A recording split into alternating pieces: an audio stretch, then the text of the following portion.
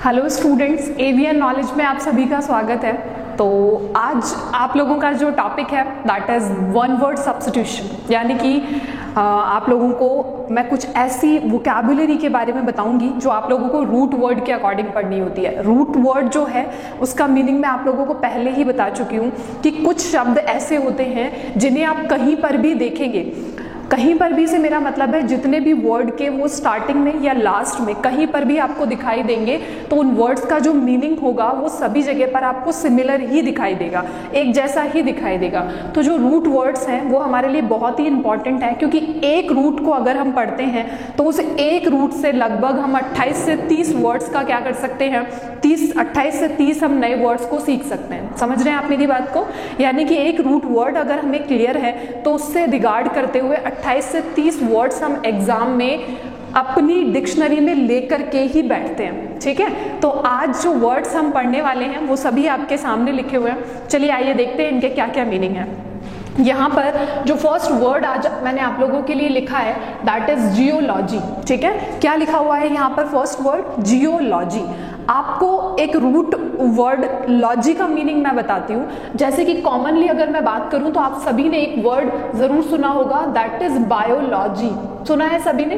Biology में भी bio जो वर्ड आ रहा है ये एक लैटिन लैंग्वेज का वर्ड है जिसका फॉर्मेशन बायोस से होता है। ठीक है, हालांकि आपके काम की चीज नहीं है, आपको सिर्फ इतना याद रखना है बायोस जो है, इस बायोस का मीनिंग क्या होता है? लाइफ।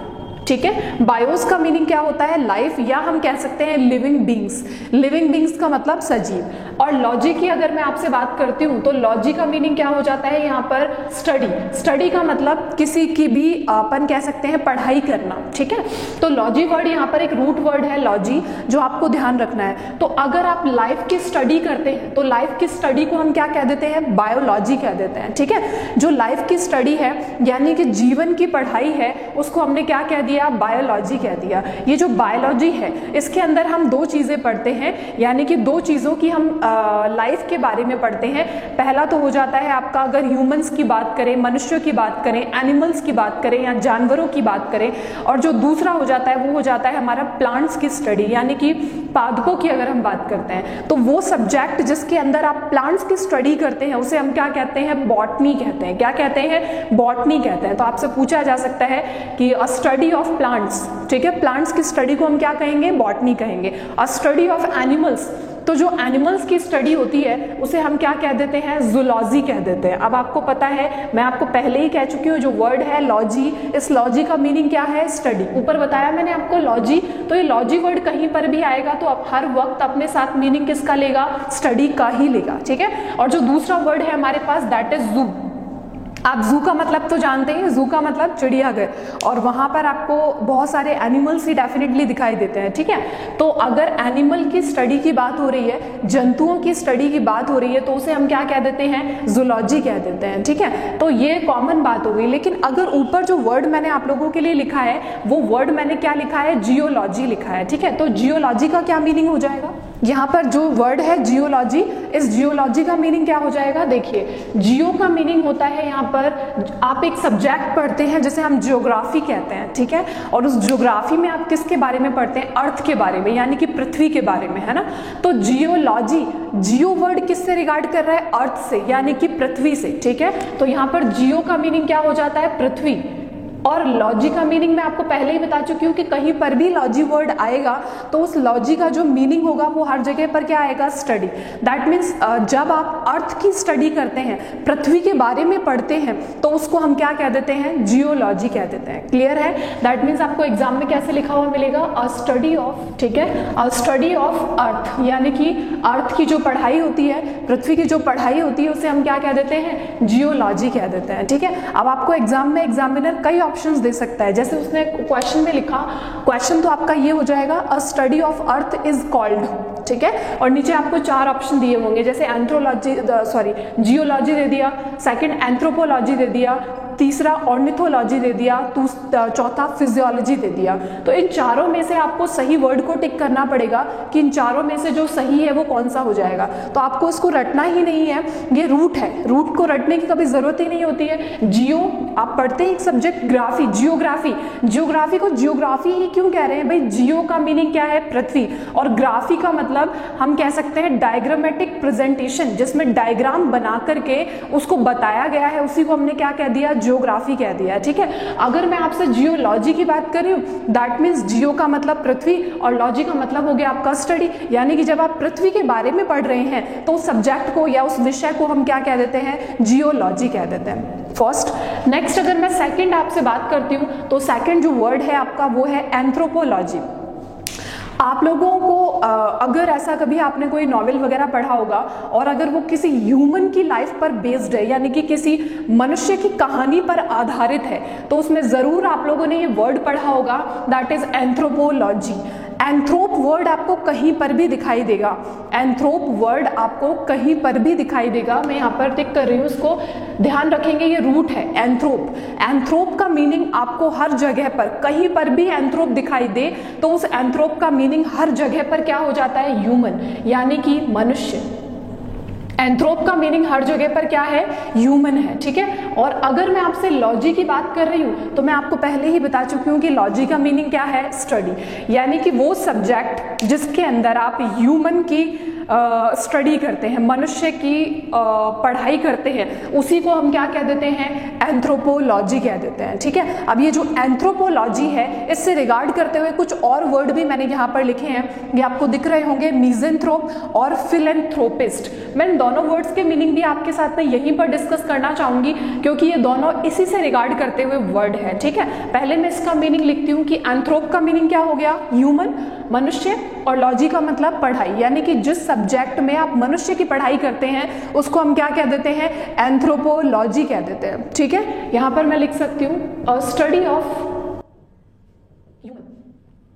ध्यान रखना, एंथ्रोप का मीनिंग हर जगह पर ह्यूमन ही है। ठीक है, अभी यहाँ पर आ जाते हैं, यहाँ पर एक वर्ड लिखा हुआ है मिज़ेंथ्रोप। ठीक है, मिज़ेंथ्रोप। अब देखिए जरा, क्या इसमें भी वर्ड आपको एंथ्रोप दिखाई नहीं दे रहा है? ये देखिए ध्यान से, ANTHROP, एंथ्रोप। अब ये भी बताया मैंने यहाँ पर आपको कि एंथ्रोप जो वर्ड है, इस एंथ्रोप का मीनिंग क्या है? ह्यूमन, यानी कि मनुष्य। तो इस एंथ्रोप का मीनिंग भी क्या है? मनुष्य है। ठीक है, और ये जो वर्ड लिखा हुआ है मिस, आपने एक शब्द सुना होगा, या हम बोलते हैं आर यू अंडरस्टैंड इट, और अगर मैं बात कर रही हूँ अंडरस्टैंड की, दैट मीन्स वो चीज़ आपको समझ आ रही है, और अगर मैं कहती हूँ मिसअंडरस्टैंड, इसका मतलब आपको वो बात समझ में नहीं आ रही है या मिसअंडरस्टैंडिंग है। तो मिस लगाते ही वर्ड तो सेम ही है, वहाँ पर भी अंडरस्टैंड था, यहाँ पर भी अंडरस्टैंड है, लेकिन ये जो मिस वर्ड लगाया, इस मिस वर्ड से ही क्या हो गया? यहाँ पर जो अंडरस्टैंड है उसका मीनिंग क्या हो गया? चेंज हो गया। यानी कि जब हम किसी वर्ड के आगे मिस लगा देते हैं तो उसका मीनिंग क्या हो जाता है? नेगेटिव हो जाता है। समझ रहे हैं मेरी बात को? मिस लगाते ही वर्ड का मीनिंग क्या हो गया? नकारात्मक हो गया। तो यहाँ पर मिज़ेंथ्रोप का मीनिंग एक ऐसा व्यक्ति जो मानव जाति से नफरत करता हो या घृणा करता हो, उसे हम क्या कहते हैं? मिज़ेंथ्रोप कहते हैं। A person who hates the mankind is known as misanthrope. एक ऐसा व्यक्ति जो मानव जाति से नफरत करता है उसे मिज़ेंथ्रोप कहा जाता है। ठीक है, तो मैं यहाँ पर लिख रही हूँ इसके लिए, a person who hates mankind। ठीक है, मानव जाति से नफरत करने वाले को क्या कहा जाता है? यहाँ पर दिख रहा है क्या? ये हाँ दिख रहा है। तो मानव जाति से नफरत करने वाले को क्या कहा जाता है? मिज़ेंथ्रोप कहा जाता है। ठीक है, नेक्स्ट जो वर्ड यहीं पर सेम, फिलेंथ्रोपिस्ट। तो जो लास्ट वन वर्ड सब्स्टिट्यूशन की मैंने आप लोगों की क्लास ली थी, उसमें मैंने आपको एक वर्ड हर जगह पर बताया था कि अगर किसी भी वर्ड के लास्ट में IST लगा हुआ है, अगर किसी भी वर्ड के लास्ट में IST जुड़ा हुआ है, तो वो जो वर्ड है IST, उसका मीनिंग क्या होता है? IST का मीनिंग क्या होता है? हम कह सकते हैं पर्सन, यानी कि व्यक्ति। ठीक है, IST का मीनिंग क्या हो जाएगा? व्यक्ति। और देखिए इसमें भी सेम वर्ड आ रहा है, एंथ्रोप। एंथ्रोप का मतलब मानव जाति या मानव। और फिलन, यहाँ पर ध्यान रखिएगा, अगर किसी वर्ड के आगे फिल लगता है, जैसे कि आप लोगों ने एक कॉमन वर्ड सुना होगा एक्वाफोबिक एंड एक्वाफिलिक, है ना। एक्वाफोबिक आप लोग शायद बता पाएंगे। एक्वाफोबिया जो वर्ड था वो मैंने आप लोगों को मेरी जो फर्स्ट क्लास थी उसमें मैंने करवाया था कि एक्वा का मीनिंग क्या होता है, वाटर, ठीक है। एक्वा का मीनिंग क्या होता है, जल। और फोबिया का मीनिंग किसी भी चीज से डर, यानी कि हर जगह पर फिक्स है, क्योंकि भाई रूट पढ़ रहे हो आप, ये रूट जो है उनका मीनिंग सेम ही रहेगा। और जो दूसरा वर्ड मैंने आपको करवाया था वो मैंने करवाया था एक्वाफिलिक। एक्वा का मीनिंग सेम वही वाटर, और फिलिक का मतलब जो वाटर से नफरत ना करता हो, ठीक है। तो सेम ऐसे ही यहाँ पर फिलिक वर्ड, फिल वर्ड आ रहा है। ये जो फिल होता है इसका मतलब होता है लवर ऑफ समथिंग, यानी कि किसी चीज को पसंद करने वाला। तो ये जो वर्ड है फिल, इसका मतलब हो गया लवर। और जो वर्ड है आपका एंथ्रोप, इसका मीनिंग हो गया ह्यूमन। और आईएसटी का मतलब पर्सन, यानी कि एक ऐसा व्यक्ति जो मानव जाति को पसंद करता हो, उसे क्या कहा जाता है, फिलैंथ्रोपिस्ट कहा जाता है। A person who loves with the mankind is known as philanthropist. समझ गए। इसके लिए हम लिखेंगे यहां पर a person who loves with mankind. A person who loves with mankind is known as philanthropist। उसको हम क्या कह देंगे, philanthropist कह देंगे, ठीक है। नेक्स्ट अगर मैं आपसे यहीं पर आ जाती हूँ तो आपको मैंने अब तक कितने रूट बता दिए। फर्स्ट जो रूट मैंने आपको बताया वो बताया मैंने आपको लॉजी। लॉजी का मीनिंग आपको हमेशा ध्यान रखना है कि लॉजी का मीनिंग क्या होता है, स्टडी, ठीक है। लॉजी का मीनिंग किसी चीज की पढ़ाई करना, किसी चीज का अध्ययन करना, ठीक है। जियो वर्ड आपको कहीं पर भी दिखाई देता है, GEO, जियो। तो जियो का मीनिंग हर जगह पर क्या होता है, पृथ्वी। समझ गए। तो जियोलॉजी जो वर्ड हो गया, जियो पृथ्वी, और लॉजी मतलब स्टडी। दूसरा जो वर्ड हम यहाँ पर पढ़ रहे थे दैट इज एंथ्रोपोलॉजी। तो मैंने आपको यहाँ पर एक वर्ड बताया एंथ्रोप। आपको हमेशा ध्यान रखना है कि जो एंथ्रोप होता है उस एंथ्रोप का मीनिंग हर जगह पर क्या होता है, मैनकाइंड, यानी कि मानव जाति। और लॉजी का मतलब स्टडी, यानी कि जब मानव जाति की स्टडी की जाएगी, मानव जाति का अध्ययन किया जाएगा, तो उसे हम क्या कहेंगे, एंथ्रोपोलॉजी। हो सकता है कि आप में से कुछ स्टूडेंट्स के मन में ये डाउट चल रहा हो कि मानव जाति का अध्ययन मतलब कुछ समझ में नहीं आ रहा है। तो आपने एक बात अपने सभी जो नोन है या अपने जितने भी एंसेस्टर्स हैं, जो पूर्वज हैं, उनको कहते हुए सुना होगा कि हम सभी जो हैं वो चिंपांजी से बने हैं, मतलब कि जो चिंपांजी बंदर हैं वो हमारे पूर्वज हैं। आपने सुना है सभी को कहते हुए ऐसा।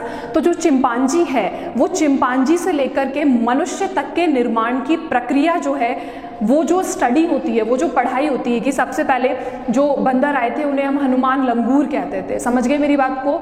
हनुमान लंगूर नाम के बंदर आए थे, उनके बाद में फिर धीरे धीरे डेवलपमेंट हुआ बंदरों में, और उसके बाद चिंपांजी का निर्माण हुआ। क्योंकि पहले जो बंदर आए थे वो ऐसे थे जो अपने चारों पैरों से केवल चलते थे। समझ में आ रहा है। लेकिन अगर मैं आपसे चिंपांजी की बात करती हूँ तो चिंपांजी अपने दो पैरों पर खड़े हो जाते हैं, और आगे वाले जो दो पैर हैं उनसे किसी भी वेपन को, किसी हथियार को पकड़ करके लड़ सकते हैं, और अपने दो पैरों से काफी दूर तक चल सकते हैं और दौड़ भी सकते हैं। समझ रहे हो। तो ये बंदरों में क्या हुआ, डेवलपमेंट ही तो हुआ। नॉर्मली जो बंदर हमें आसपास कभी दिखाई दिए होंगे, क्या वो ऐसा कर सकते हैं कि अपने दो पैरों पर चल सकते हैं, यानी कि वो पुराने बंदर हैं। उसके बाद बंदरों में धीरे धीरे विकास होते होते किसका निर्माण हुआ, चिंपांजी का निर्माण हुआ, ठीक है। तो ये जो चिंपांजी यहाँ पर बना था वो हमारे पूर्वज हैं। उनके बाद में रामापिथिकस, ड्रायोपिथिकस, और इस तरीके से धीरे धीरे मनुष्य का निर्माण हुआ है। तो ये जो सारा का सारा अध्ययन है वो किसके अंदर किया जाता है, एंथ्रोपोलॉजी के अंदर किया जाता है, ठीक है। आपको इतनी सारी चीजें याद रखने की जरूरत नहीं है, सिर्फ इतना याद रखिए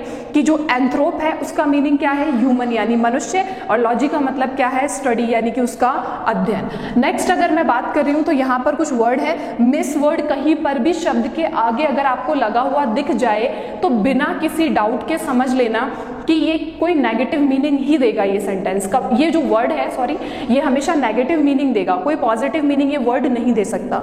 और एंथ्रोप का मीनिंग तो आपको पता ही है, मनुष्य। यानी कि जो मनुष्यों से नफरत करता हो। अब ये आतंकवादी वगैरह जो होते हैं ये कुछ इसी टाइप के होते हैं, अगर इनको मनुष्यों से लगाव हो तो क्या ये किसी को मार सकते हैं इस तरीके से? नहीं। तो वो जो है वो क्या है? मिज़ेंथ्रोप है। ठीक है, मैंने लिखा भी है a person who hates mankind, एक ऐसा व्यक्ति जो मानव जाति से नफरत कर रहा है। नेक्स्ट अगर बात करूं तो मैंने लिखा फिलेंथ्रोपिस्ट। सेम यहाँ पर भी आईएसटी किसी वर्ड के लास्ट में लगता है तो उसका मीनिंग है पर्सन। इसी तरीके से एंथ्रोप जो वर्ड है उसका मीनिंग क्या है? ह्यूमन। और फिलन लग रहा है, इसका मतलब फिल वर्ड किसी के भी आगे लगेगा तो उसका मीनिंग पॉजिटिव सेंस देगा, यानी कि lover of mankind. A person who loves with mankind is known as philanthropist. उसको हम क्या कहेंगे? फिलेंथ्रोपिस्ट कहेंगे। ठीक है, चलिए आगे आ जाते हैं नेक्स्ट वर्ड पर, फेमिनिस्ट। आपने इंग्लिश में जब ग्रामर पढ़ी है बचपन में, मान लेते हैं 5th 6th 7th क्लास में, तब आपने एक दो जेंडर पढ़े बेसिकली। पहला जो हो जाता है वो हो जाता है मस्क्यूलाइन जेंडर और दूसरा हो जाता है फेमिनाइन जेंडर, पढ़ा था। यानी कि मस्क्यूलाइन जेंडर का मतलब हो जाता है आपके पुल्लिंग और जो दूसरा है फेमिनाइन जेंडर उसका मतलब हो जाता है स्त्रीलिंग। तो जरा यहाँ पर भी ध्यान से देखिए, अभी थोड़ी देर पहले मैंने एक बात बोली है कि आईएसटी अगर किसी वर्ड के लास्ट में लगा हुआ है, जैसे कि यहाँ लगा हुआ था आईएसटी, तो मैंने आपको उसका मीनिंग क्या बताया? आईएसटी का मतलब क्या होता है? पर्सन, यानी कि व्यक्ति। तो आईएसटी का मीनिंग यहाँ पर भी क्या हो जाएगा? व्यक्ति।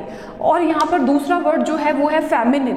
फेमिनिन का मतलब क्या होता है? स्त्रीलिंग, यानी कि एक ऐसा व्यक्ति जो औरतों लड़कियों के कल्याण के लिए काम करता हो उसको क्या कहा जाता है? फेमिनिस्ट कहा जाता है। समझ गए? ऐसे बहुत सारे इंस्टीट्यूशंस हैं, ऐसे बहुत सारे एनजीओज हैं जो केवल गर्ल्स को आगे बढ़ाने के लिए या उनकी एजुकेशन के लिए या उनको एनकरेज करने के लिए खोले गए हैं। तो वो उनके अंदर जो काम करने वाले इंसान हैं, काम करने वाले जो वर्कर्स हैं, उनको हम क्या कह सकते हैं? फेमिनिस्ट कह सकते हैं। क्यों? क्योंकि वो लड़कियों के और महिलाओं के कल्याण के लिए काम कर रहे हैं। ठीक है, तो यहां पर मैं लिख सकती हूं अ पर्सन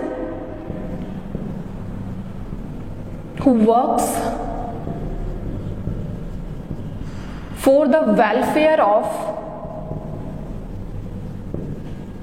वेलफेयर का मतलब कल्याण, वेलफेयर ऑफ गर्ल्स और वुमेन जो भी है। ठीक है, तो एक ऐसा व्यक्ति, अ पर्सन एक व्यक्ति, हु मतलब जो, वर्क्स मतलब काम करता है, for the welfare of girls लड़कियों के कल्याण के लिए, उसी को हम क्या कह देते हैं? फेमिनिस्ट कह देते हैं। और इसको रटना नहीं है भाई, आईएसटी का मतलब मैंने आपको बता दिया, कहीं पर भी आईएसटी वर्ड आपको दिखाई दे रहा है तो आईएसटी का मीनिंग हर जगह पर क्या है? कोई पर्सन, यानी कि कोई व्यक्ति। और फेमिनाइन एक जेंडर है जिसका मीनिंग क्या हो जाता है? लड़की। समझ रहे हो? तो अगर जो लड़कियों के काम कल्याण के लिए काम कर रहा है उसी को हम क्या कह देंगे? फेमिनिस्ट कह देंगे। ठीक है, दूसरा नेक्स्ट वर्ड है आपका, दैट इज ऑर्निथोलॉजी।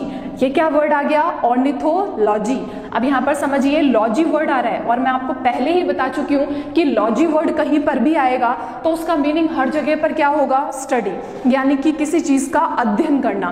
तो ये तो मुझे समझ में आ रहा है लॉजी को देखकर, क्योंकि भाई लॉजी तो मैं पहले ही पढ़ चुकी हूँ या पढ़ चुका हूँ, तो मुझे पता है कि लॉजी का मीनिंग तो स्टडी है, यानी कि पढ़ाई है। लेकिन पढ़ाई किसकी है ये कैसे पता लगे? ये आपको आगे वाले शब्द से पता लगेगा कि आगे हमें क्या दे रखा है। आगे हमें क्या दे रखा है? यहाँ पर ऑर्निथो दे रखा है। और ध्यान रखिएगा, ऑर्निथो भी एक रूट वर्ड है, यानी कि आज जितने भी वर्ड्स मैं आपको पढ़ा रही हूँ ये सारे रूट वर्ड ही हैं। ठीक है, लेकिन मेरा विश्वास मानिएगा, अगर इतने रूट आपने पढ़ लिए, एक रूट से मैं आपको बता रही हूँ कि एक रूट से आप 20 से 30 नए शब्द सीखते हैं अगर आपको एक रूट वर्ड पता है तो।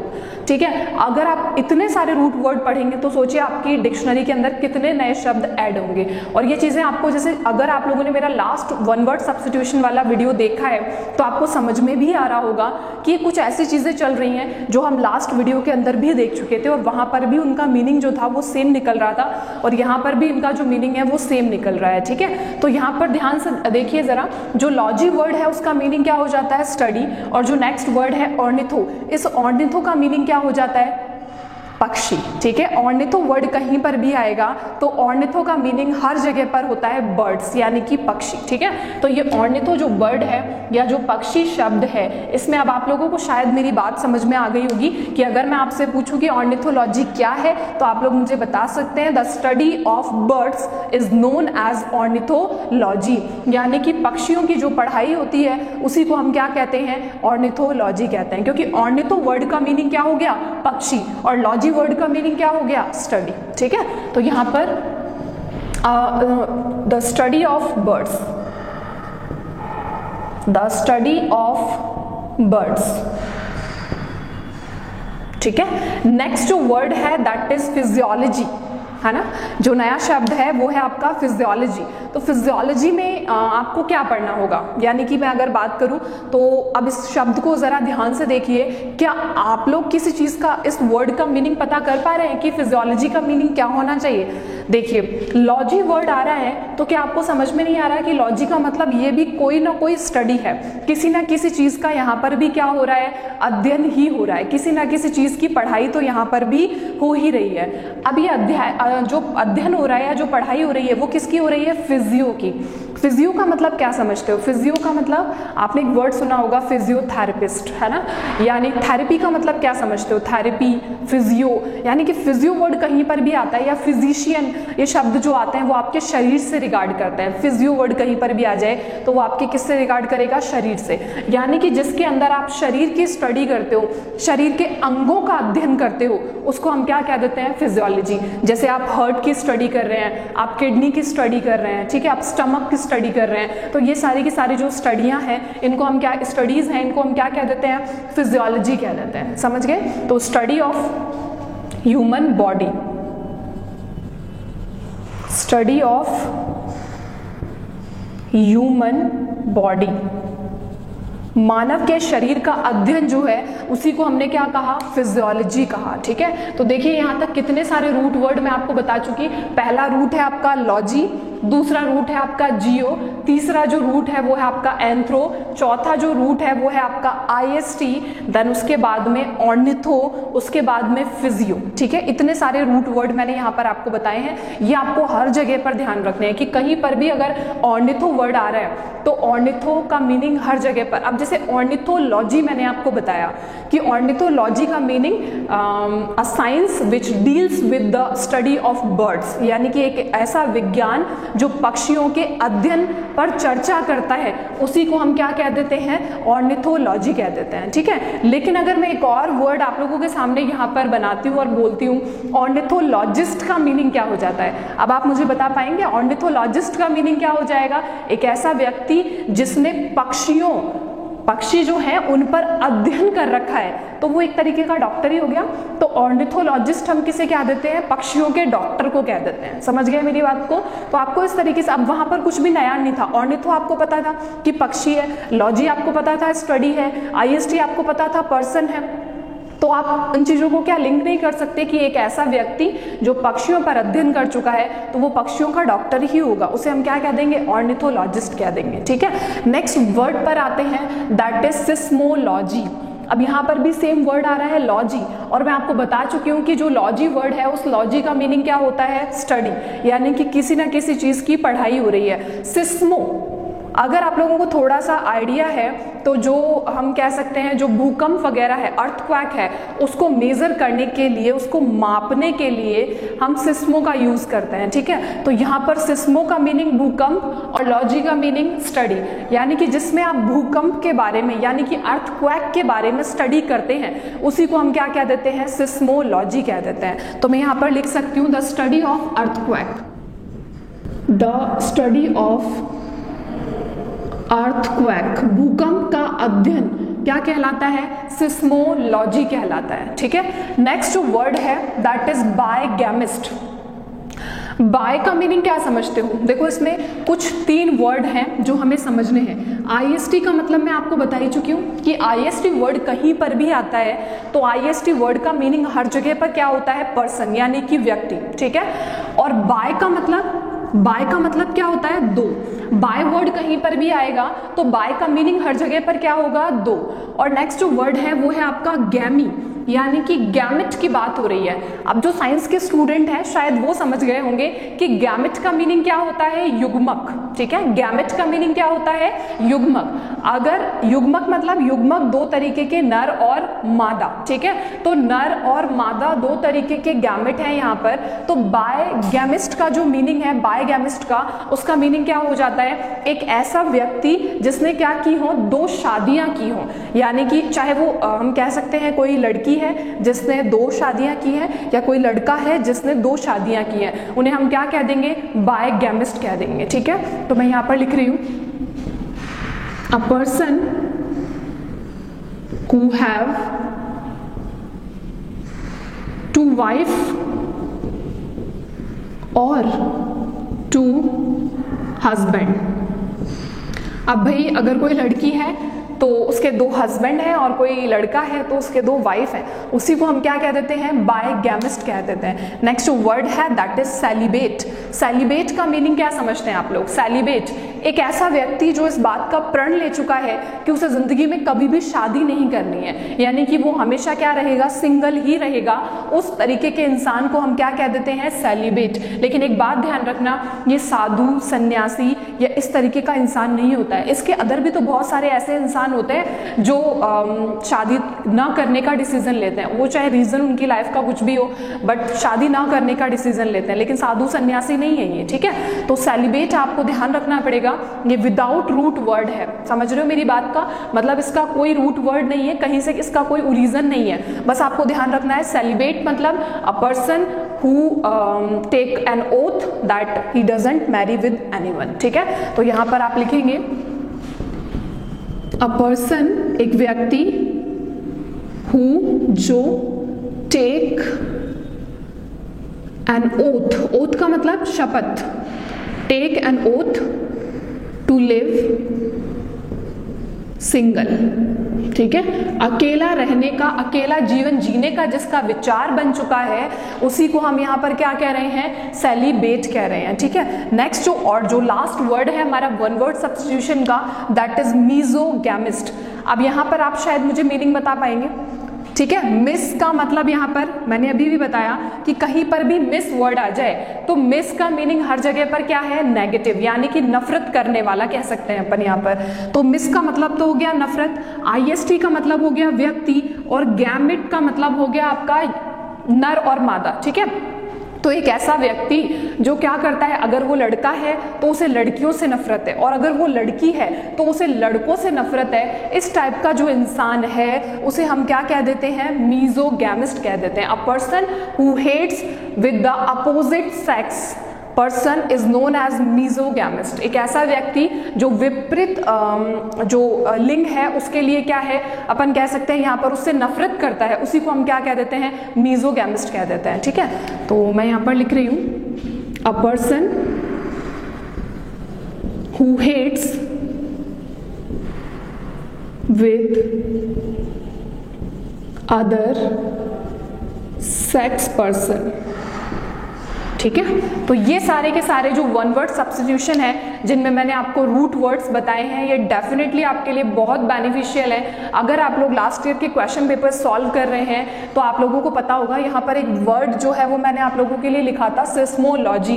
ये जस्ट अभी 2 दिन पहले जो आपका एग्जाम हुआ है एयरफोर्स का, उसमें पूछा गया क्वेश्चन है कि जो अर्थक्वेक की स्टडी होती है उसको क्या कहा जाता है, तो अर्थक्वेक की जो स्टडी है उसको सिस्मोलॉजी कहा जाता है। तो ये सारे के सारे वही वोकैब है जो आपके एग्जाम्स में पूछे जा चुके हैं, और मैं आप लोगों को हमेशा कह रही हूँ एक ही बात कि जो वोकैब है वो वोकैब में वन वर्ड सब्स्टिट्यूशन वाला जो पोर्शन है वो एक तरीके से लिमिटेड है, और लिमिटेड का मतलब इसमें लगभग आपके 1000 वर्ड्स हैं, लगभग 1000 से शब्द हैं। अगर आपको ये क्लियर है तो ही आप किसी कॉम्पिटिटिव एग्जाम में पार्टिसिपेट करने का सोच सकते हैं या उसे क्वालिफाई करने का सोच सकते हैं। अगर ये 1000 वर्ड आपके क्लियर नहीं है तो आप मत सोचिए, क्योंकि मैं ये नहीं कह रही हूँ कि 1000 अगर आपने तैयार कर लिए दैट मीन्स आप किसी भी कॉम्पिटिटिव एग्जाम में बैठ जाइए, उसके वन वर्ड सब्स्टिट्यूशन के क्वेश्चन आपसे हो जाएंगे, ऐसा भी नहीं है। लेकिन हाँ, ये मैं कह रही हूँ कि 80% इस बात की प्रोबेबिलिटी है कि जो क्वेश्चंस आते हैं वो इन्हीं वन वर्ड सब्स्टिट्यूशन से आते हैं। ज़्यादातर टाइम जो है वो क्वेश्चंस ये रिपीटेड क्वेश्चंस हैं, तो आप इनको ज़रूर तैयार रखिए। और ये रूट वर्ड्स हैं, मैं आपको पहले ही कह चुकी हूँ, जो अगर आप रूट से तैयार करेंगे, इनको हमेशा ध्यान रखेंगे कि ये जो पर्टिकुलर वर्ड है इसका मीनिंग ये है, तो ये आपको अगर कोई अचानक से कोई नया वर्ड भी मिलता है तो उस वर्ड को भी तोड़ने में वो क्या करेगा, आपकी हेल्प करेगा, ठीक है। तो आज तो इतना ही, जो नेक्स्ट वीडियो होगा उसमें जो कुछ हम कह सकते हैं कि इस तरीके के कुछ वोकैब होगी या कुछ इडियम्स होंगे जो आपके लिए और ज़्यादा बेनिफिशियल होंगे, ठीक है। तो हमारा जो चैनल है एवीएन नॉलेज, इसको ज़्यादा से ज़्यादा लाइक और सब्सक्राइब कीजिए। अगर आपको ये वीडियो अच्छे लग रहे हैं तो इन्हें लाइक ज़रूर कीजिए। Thank you.